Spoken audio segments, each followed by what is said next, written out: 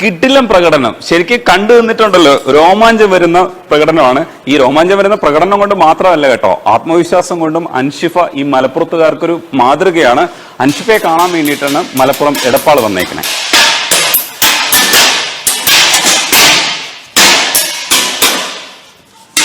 അൻഷിഫ ശരിക്കും ഇത് കൊണ്ടാൽ എങ്ങനെ ഇരിക്കും? കൊണ്ടാ മുറിയാവും. അടിപൊളിയായിരിക്കും അല്ലേ? അതെ അതെ. അല്ല, ഇത് ഏത് പ്രായം മുതൽ ഇത് പഠിച്ചു തുടങ്ങി? ഞാൻ 5 വയസ്സുള്ളപ്പോ പഠിച്ചു തുടങ്ങിയതാണ്. ഈ കളരി ഇപ്പോ നിങ്ങളുടെ കളരിയാണോ? അതെ, ഇത് ഞങ്ങളുടെ കളരിയാണ്. HGS കളരി എടപ്പാളിലാണുള്ളത്. അപ്പോ ഗുരു ആരാ? ഗുരു എന്റെ ഫാദറാണ്, ഹനീഫ. അപ്പൊ ആ ഫോട്ടോ കാണുന്നത് അതിന്റെ ഗ്രാൻഡ് ഫാദർ ആണ്. പരമ്പരാഗതമായിട്ട് നിങ്ങൾക്ക് കിട്ടിയതാണല്ലേ?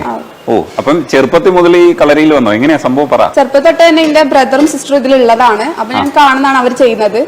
അങ്ങനെ പിന്നെ പതിയെ പതിയെ അവര് ഇനി ഇറക്കേണ്ട ആവശ്യം തോന്നില്ല. ഞാൻ അവർ ചെയ്യുമ്പോ തന്നെ ഞാൻ കൂടെ ഒന്ന് ചെയ്യാറുണ്ട്. അങ്ങനെ ഇറങ്ങി. അപ്പൊ അങ്ങനെ ഇറങ്ങി. അതായത് വീടടുത്തല്ലേ? അപ്പം കളരിയിൽ പെട്ടെന്ന് വന്ന് കുഞ്ഞായിരിക്കുമ്പോഴേ പഠിച്ചു തുടങ്ങി. ആദ്യം വീട്ടിൽ വെച്ചിട്ടായിരുന്നു പ്രാക്ടീസ് ഒക്കെ ഉണ്ടായിരുന്നത്. അതിനുശേഷം അങ്ങനെ പരിപാടിക്കൊക്കെ പോയതിനു ശേഷമാണ് കുട്ടികൾ വന്നു തുടങ്ങിയത്. അപ്പൊ നമ്മുടെ ഇവിടെ ഷെഡൊക്കെ ഇട്ട് സ്പോർട്സ് അഫിലിയേറ്റഡ് ആക്കി. എപ്പോഴാണ് ഇതിനകത്തൊരു താല്പര്യം വരുന്നത്? താല്പര്യം ഇൻ ദ സെൻസ് വീട്ടിലെല്ലാരും ചെയ്യുന്നോണ്ട് തന്നെ ഇത് നിർബന്ധമായിട്ട് ചെയ്യുന്ന ഒരു കാര്യം. അങ്ങനത്തെ ഒരു ഇതാണ് എനിക്കുണ്ടായിരുന്ന മെന്റാലിറ്റി. അത് കുഴപ്പമില്ല, നമ്മൾ എന്റെ ലൈഫിൽ ഇത് ഉള്ളതാണെന്നുള്ളൊരു കാര്യമാണ്. അപ്പൊ അങ്ങനെ സ്റ്റാർട്ട് ചെയ്തതാണ്. അങ്ങനെ ഇൻട്രസ്റ്റോട് പോയിട്ട് അങ്ങനെ നല്ലതൊക്കെ എന്നും ഇൻട്രസ്റ്റ് ഉള്ള കാര്യം തന്നെയാണ്. ആദ്യം മുതലേ നമ്മളിത് ചെയ്തു പോകുന്നത്. പക്ഷെ ഇത് കോമ്പറ്റീഷനിലേക്ക് വരുമ്പോൾ നമ്മൾ കുറച്ചുകൂടെ കാര്യമായി ചെയ്യേണ്ടി വരും. അതെ. അപ്പൊ ഗുരുവിന്റെ കുറച്ച് തല്ലൊക്കെ കിട്ടും. എങ്ങനെയാ? പ്രഷർ ഉണ്ടാവും. കോമ്പറ്റീഷനിൽ ഇറങ്ങുന്നതിന്റെ മുന്നേ ഒക്കെ നമ്മള് പ്രൈസ് അടിക്കണം എന്നൊക്കെ. ആദ്യ തവണയൊക്കെ നമ്മൾ ഗേൾസില് കുറവായിരിക്കും കുട്ടികൾ ഇറങ്ങുന്നത്.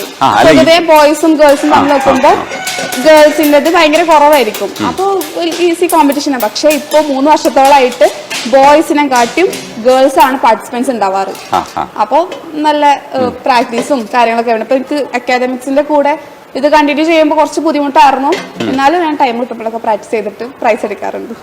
അല്ല, ഈ ഒരു അൻഷിഫയുടെ ഒക്കെ ഒരു അടുത്ത് നിന്നിട്ടൊക്കെ ഇങ്ങനെയൊക്കെ ഉള്ള ആൾക്കാർ വരിക എന്ന് പറയുന്നത് കുറച്ച് ബുദ്ധിമുട്ടായിരുന്നു. പക്ഷെ അൻഷിഫയ്ക്ക് കുഴപ്പമില്ല. പൊതുവിൽ എങ്ങനെയാണ് ഇവിടുത്തെ ഒരു ജില്ലയുടെ അവസ്ഥ?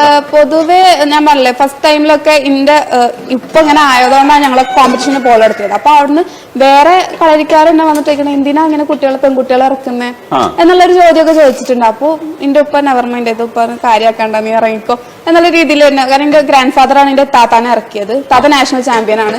അതിന്റെ ശേഷമാണ് പിന്നെ ഞാനൊക്കെ വന്നു തുടങ്ങിയത്. ആരിഫ കോടിയിൽ എന്ന് പറഞ്ഞൊരു കുട്ടിയുണ്ട്. അവളാണ് ശരിക്കും കളരി